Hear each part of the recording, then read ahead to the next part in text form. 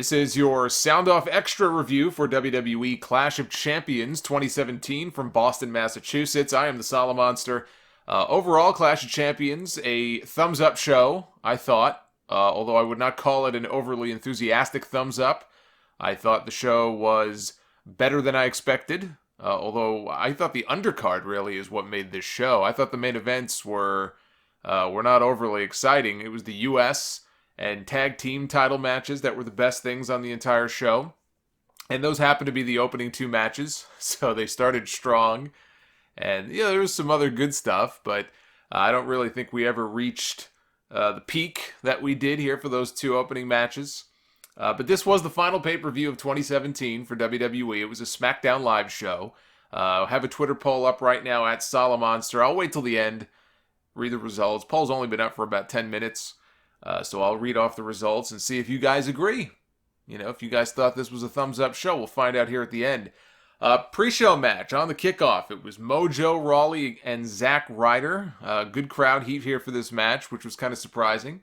But people were into it. You know, I mean, look, these guys were a tag team for a long, long time, and they did the whole, Mojo turn a few weeks ago. For as long as this has been building for, it should get some kind of reaction, and people seem to be into it. Mojo was in control early on. Zack made a comeback on him.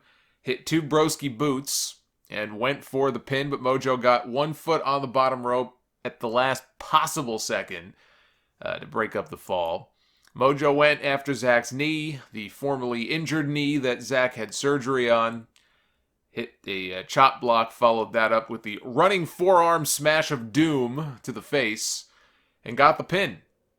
It's pretty simple stuff. Right guy won. I don't know how far Mojo's going to go. That's up to WWE, but he's got a lot more upside than Zack Ryder does. And Zack even went on Twitter after the match and said, "That punch is no joke." Doesn't look like it. Mojo's coming at you about 80 miles an hour. I would not want to be, let's say he's having an off night. I certainly would not want to be on the receiving end of that thing. And good, I say good. Let him go on Twitter and promote the fact, well, I don't like this guy, but man, that move is devastating. That's what they should be doing. He should keep winning with it. Get it over the way they got over Big Show's WMD punch. Make it a big deal. Pay-per-view opened with the triple threat match for the United States Championship. Baron Corbin defending against Dolph Ziggler and Bobby Roode. This turned into a great opener. Credit where credit is due. I had no real expectations going into the show for this, even though, Ziggler, we know what he can do. Roode's a good wrestler. Corbin, with the right opponent, I think Corbin can go in there and have a pretty good match. But I just had no interest in this going into the show. Just nothing. Didn't care. But they delivered. There was a good spot near the finish where Roode hit a glorious DDT on Ziggler. Corbin rushed in. He went to throw Roode out. So it's the old, throw the guy out, steal the pin. They put a little twist on it, though, because when he went to go throw Roode out of the ring, Roode turned it around on him and ended up throwing Corbin out. And people got all excited because they thought that was going to be the finish. And it was this great near fall because Roode went for the pin. And again, right before the ref could count three, Corbin reached in and yanked him out of the ring. So I thought that was actually very well done. He gave Roode a backbreaker across the knee outside the ring, threw him back in, went for the end of days. But before he could finish the move, Ziggler from behind hits a zigzag to Baron Corbin while he still had Bobby Roode in mid-flight for the end of days. Roode landed on his ass, so I'm not sure why he couldn't break up the fall, but he did not. Ziggler pinned Corbin, and Dolph Ziggler, I repeat, Dolph Ziggler is your new United States champion. People cheered. I don't know how long he'll have it for, but for one night at least, Dolph Ziggler got himself a moment. He doesn't get too many of those anymore. But it was nice to see. Again, I've talked about Ziggler a lot on the podcast, and I don't hate the guy, but I used to be a big Dolph Ziggler fan and thought he was going to, get to a certain level. And, nobody can deny the fact that the guy has talent. He's had talent for 10 years, 12 years, whatever it's been. He's been around a long time. And after a certain amount of time, when you don't get elevated to a certain level and stay there, people lose faith. And I'm not going to sit here and say that well, this is the rebirth of Dolph Ziggler. We're long past that point. I don't think when it comes to Ziggler, we need to talk about rebirths, do-overs. Maybe this is the time. Maybe now it's finally the time. No, it's not. It's not. But you know what? Hey, he got a title. He's in the mix. Good for him. I just genuinely, I am happy for the guy, and I thought that he had a great match.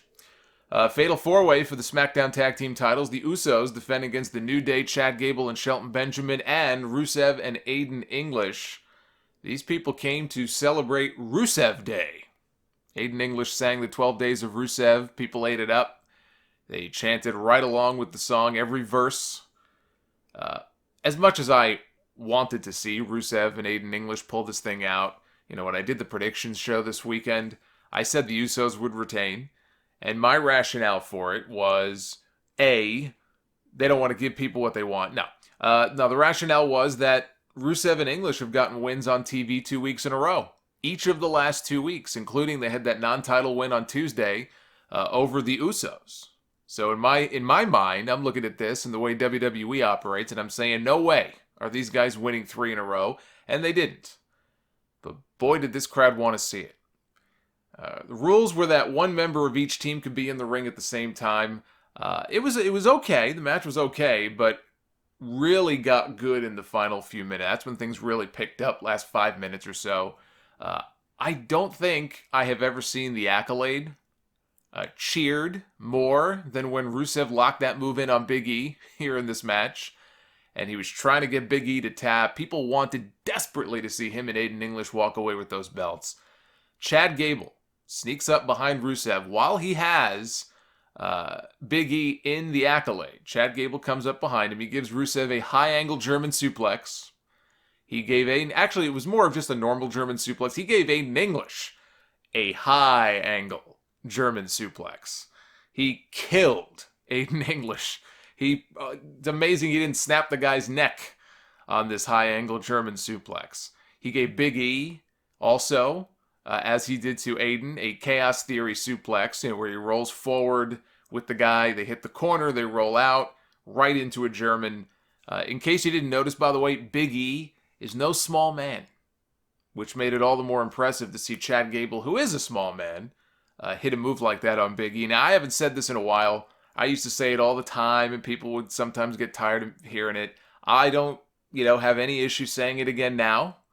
I am ending the moratorium. I'm gonna say it again. Chad Gable is the real deal. And I think if they give this guy a chance, he could absolutely be a top guy on the SmackDown brand. Absolutely. I mean, it sounds silly to some people. You're going to hear that and laugh, think I'm crazy. But you give this guy a chance, I guarantee you give him a chance. Guarantee you the fans would buy into him in a top spot. Usos caught Gable with a pair of super kicks and a Superfly splash off the top for the win to retain the tag team titles. This turned into a really good match down the stretch. So that's 2 damn good matches to open the pay-per-view. We were off to a pretty good start here. We got the Women's Championship Lumberjack match next. Charlotte defending against Natalya. The Lumberjacks all got entrances, which was a little weird. Naomi, Carmella, Tamina, and Lana, and the Riot Squad. Now, one thing that absolutely just completely turned me off to this match, and this was not the fault of the women, was the bickering back and forth between Corey Graves and Byron Saxton.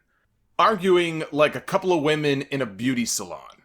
Arguing, by the way, over what? I have no idea. Now, at first they were talking about, Charlotte and Natty, and they were kind of talking about them, but I was trying to tune them out. So I wasn't even entirely sure what it was they were arguing about. I was only half paying attention to them because I figured if I block them out, it won't bother me. But then after 2 minutes, they're still arguing. And I completely, by this point, have no idea what they're even arguing about. They're just going back and forth, back and forth. These two were like tuberculosis for my ears in this match. Oh, I wanted to mute the sound. It's enough already. Shut up. Pay attention to the match. Completely took me out of this match. Lumberjacks constantly yanking Charlotte out of the ring, beating her down outside. Seems very unfair. Carmella did sneak into the ring with Charlotte down at one point. She did try to cash in her Money in the Bank. The other Lumberjacks attacked her before she even had a chance.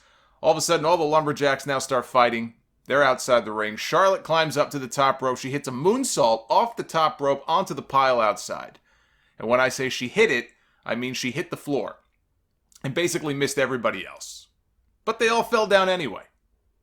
The shockwaves when she hit the ground, I guess, sent everybody to the floor. Natalya rolled Charlotte back inside, put her in the sharpshooter. This was the second time in the match that she had Charlotte in the sharpshooter. Charlotte reversed it into the figure eight, got Natty to tap out to retain her title. I didn't think this match was anything special. All the interference with the Lumberjacks got annoying. The banter with Graves and Saxton was just death to my ears. And just one more thing on this. Look, I'm all for the announcers arguing with each other. I don't have an issue with announcers arguing. That's not the problem here. Jim Ross and Jerry Lawler used to argue all the time in the Attitude Era. Even before the Attitude Era, 97. And when I say argue, I'm not saying this corny back and forth stuff. Like, they would really go after each other sometimes. Lawler, when he was a heel, it wasn't just screaming puppies and being all goofy. I mean, he'd really go at him, and they'd argue back and forth, but it was entertaining. Monsoon and Heenan. Back in the day, I'm a big Bobby Heenan, Gorilla Monsoon fan. I think they're the best announced duo. They would argue all the time. Are you kidding me? On TV, they were mortal enemies. All they would do is argue. But it was funny. This was not funny. This was not entertaining. I thought it took away from the match. It was just annoying. And I like Corey Graves. Maybe I just really hate Byron. Maybe that's the problem. Could you blame me? After the match, Natty got on the mic, yelled at the fans and the company for turning their backs on her, and now she's going to turn her back on them. And then she cried, because that's what she does. It's amazing, though, when you cry and no tears come out. So perhaps she should see a doctor for that. I know they have certain medications that you can take for dry eyes. That would be my suggestion. Breezango against the Bludgeon Brothers. They said that, I think earlier on the pre-show, they said, 6 months in the making. This storyline has been 6 months in the making, according to WWE, with all those Fashion Files segments and the mystery team who attacked them and the initials BB. What does BB stand for? Seriously, of all the storylines to book 6 months out for, they chose this one. But this was exactly what it needed to be. Breezango is a comedy team. Harper and Rowan are not. So, they killed them dead. Pinned Fandango with the double crucifix bomb, and they did a little deal on the microphone after, and that was the end of that. Exactly what this should have been. Then we had the first of two main events, Kevin Owens and Sami Zayn against Randy Orton and Shinsuke Nakamura, with Shane McMahon and Daniel Bryan as special referees. If Owens and Zayn lose, the stipulation is that they are both fired. Not only from SmackDown, but from all of WWE. The dueling referee bit was really stupid, I thought. Now, I know why they did it. It did play into the finish. I thought the finish, it advanced the story. It was actually, I thought, a pretty clever finish. So they kind of turned me a little bit there. But it's still, I still think the double referee stuff hurt the match. I just thought overall, it was more of a negative here than a positive. But again, this was not really about match quality. That's not what this was about. It was about advancing the storyline. And they did that. So depending on what your expectations were going into this match, if you were intrigued by the story they're telling with Shane McMahon and Daniel Bryan, then you're probably happy. This was the next chapter, and they probably have you hooked to see what happens on TV on Tuesday. If you went into this expecting a really good match, maybe you were satisfied, maybe you weren't. I wasn't satisfied. Owens complained to Bryan a few times early on when he felt Shane was being very unfair to him, fast counts, that sort of thing. There were a couple of near falls in the middle of the match. One where Nakamura, he had Owens locked in a triangle. And the problem is, nobody bought it as a near fall. Now, people bought all of those near falls in the earlier matches. The US title match, the tag team title matches. People were really into it. They were on the edge of their seat for some of those near falls. Not here. You know why that is? Because not a single person bought this stipulation. Not a single person honestly thought that Kevin Owens and Sami Zayn were getting fired. And so that's what happens. Nakamura has this guy locked in the triangle, and then you can hear a pin drop. Now, I mentioned the triangle. Shane yelled at Bryan for counting Nakamura, even though Nakamura's shoulders were down. That's what Bryan was trying to tell him. Shane's yelling at him, what are you doing? What are you doing? And he's like, look, his shoulders were down. And Shane was very upset because he thought Kevin Owens was on the verge of tapping out, and Bryan ruined that. Now, outside the ring, Owens and Zayn, they clear off one of the announce tables. They lay down Nakamura. Owens did a standing frog splash from one announce table onto Nakamura through the other table. So that took out Shinsuke for the remainder of the match. We didn't see him again until the match was over. Now, back inside, Orton and Zayn, they're going back and forth. RKO to Sami Zayn. Shane goes to make the count.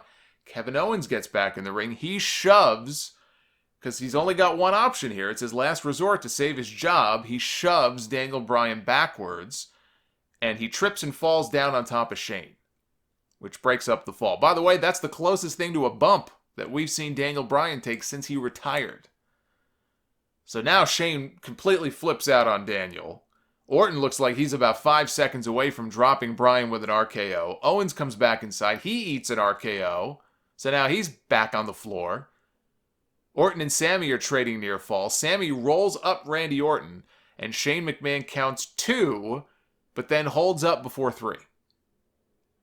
And if that felt familiar to you, if you've been watching for many, many years, there's a good reason for it to feel familiar to you, because it was almost 20 years ago that Shane held the count on Steve Austin in the Deadly Game tournament at Survivor Series. Austin had Mankind beat, remember that? I think it was the quarterfinals, or the semifinals maybe.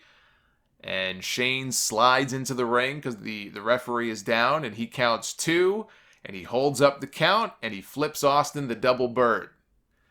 So here, Bryan completely flips out. He starts shoving Shane.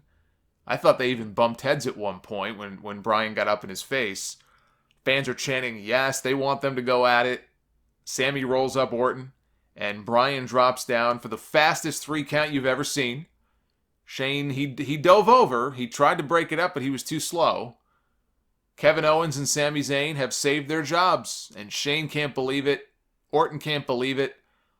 This was not a heel turn. It was just Bryan doing what he, the storyline, what he felt was right, even though he totally screwed Randy Orton and Shinsuke Nakamura. Okay? So he's going to, in storyline, he'll have to answer to that, because he really is a terrible referee for what he did here. It wasn't Orton's fault that Shane held up the count on Sami. So yeah, Bryan totally screwed Randy Orton here in this match. I thought it was an intriguing finish to what was an otherwise average match. They advance the story of whatever it is they're going to end up doing with Shane and Bryan, which I ultimately think is a match. Call me crazy, but I still think they're going to wrestle at some point. Will he fire Daniel Bryan this week as the GM? Will Bryan offer to resign? Well, have to tune in on Tuesday to find out. That was the whole point of this. They want to hook you in for the TV show, and if that was their mission, then I think it was mission accomplished. And the final match of the evening, I guess you'd call it the main event. That's what they call these things. AJ Styles and Jinder Mahal for the WWE Championship. I'm torn on this. On the one hand, this was the best Jinder Mahal match since he first won the title back in May. On the other hand, it was still mostly boring. And it was boring because Jinder Mahal was on offense for about 85% of this match. So if you were to envision a main event of Jinder Mahal on offense working over a body part, which in this case was the ribs of AJ Styles, imagine him in a pay-per-view main event working over a body part for a good 85% of the match. That's not exactly my idea of a fun match. Now, early on, when Jinder was outside the ring, he's throwing AJ around and throwing him into the barricade, and you can hear somebody in the crowd just shouts, "Steroids!" right at him. I don't know if he was in the front row or where this guy was. Just shouts it right at him. And I laughed. AJ did go after Jinder's leg early in the match. Keep that in mind, because that would come into play in the finish. For most of this, though, it was Jinder working over the guy's ribs. He tossed AJ into the exposed barricade outside early on. Looked like he legit broke his ribs.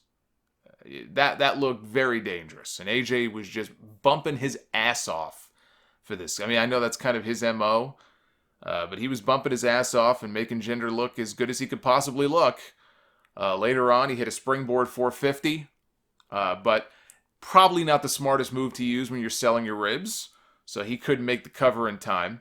Singh brothers tried to pull Jinder out of the ring, so Styles hit one of them with a forearm. He launched himself over the top, knocked one down with a forearm, gave the other Singh brother a Styles clash on the floor. So now AJ gets back in. He's going for the phenomenal forearm. Jinder ducks. Jinder hits him with a running knee to the back, and then he hits the Colossus. But Styles kicks out at the last second. Now that looked like it scared the crowd, and it scared me too. They almost had me there. So then Jinder, and this is probably the best thing he did the whole match, he starts teasing that he's going to give AJ his own version of the Styles Clash. He mocks the AJ pose that he does before he does the Styles Clash. But AJ reversed it, turned it into a calf crusher. Jinder was fighting towards the ropes as hard as he could, but AJ pulled him back to the center of the ring, and finally Jinder Mahal tapped out. And AJ Styles retains the WWE title. See, now, what Jinder should have done here, he should have logged into his WWE Network account and studied AJ's match with Brock Lesnar last month. Had he done that, he would have known the proper counter to the calf crusher. Sadly for him, he did not do that. And so a fine way to start 2018, start the new year with AJ Styles as your WWE champion. And as for Jinder Mahal, let this be the Jinder Mahal epilogue here. What can I say? The man had 7 months as a headliner on the SmackDown brand. 6 months of that as WWE champion. That's 6 more than he had any right to be. And I think him and the Singh brothers together, they make a good act, but not at an elite level. That's the best way I could put it. Not at a level where they should be main eventing pay-per-views. The matches with Randy Orton that he had, I didn't think were any good. The matches with Nakamura were no good. Blame, I think, goes both ways for that. The matches with Styles were better than those matches, but I still don't think these matches were anything special. So it's time to finally move on from this. Enough. He had his chance. A new year brings new opponents and hopefully some quality pay-per-view matches. So we have Jinder is done, at least as far as the title goes. Owens and AJ, I'm just thinking ahead now to who can challenge next for the championship. Owens is not an option either as far as I'm concerned. Owens and Styles is done to death. They had a whole series of matches over the summer, and actually those matches were kind of disappointing too, to be honest with you. So Owens isn't really an option here. Corbin could be. I mean, he lost the U.S. title. I'm sure he's going to want to go back after that, probably this week on TV. But, he's an option. I'm looking at this and I'm thinking the option that makes the most sense as far as the next challenger goes for the Royal Rumble would be Randy Orton. Randy Orton would seem like the most likely option as far as being next in line for a title shot. If for no other reason than the fact that after what happened on this show, it seems like he would be owed one by Daniel Bryan for screwing him over.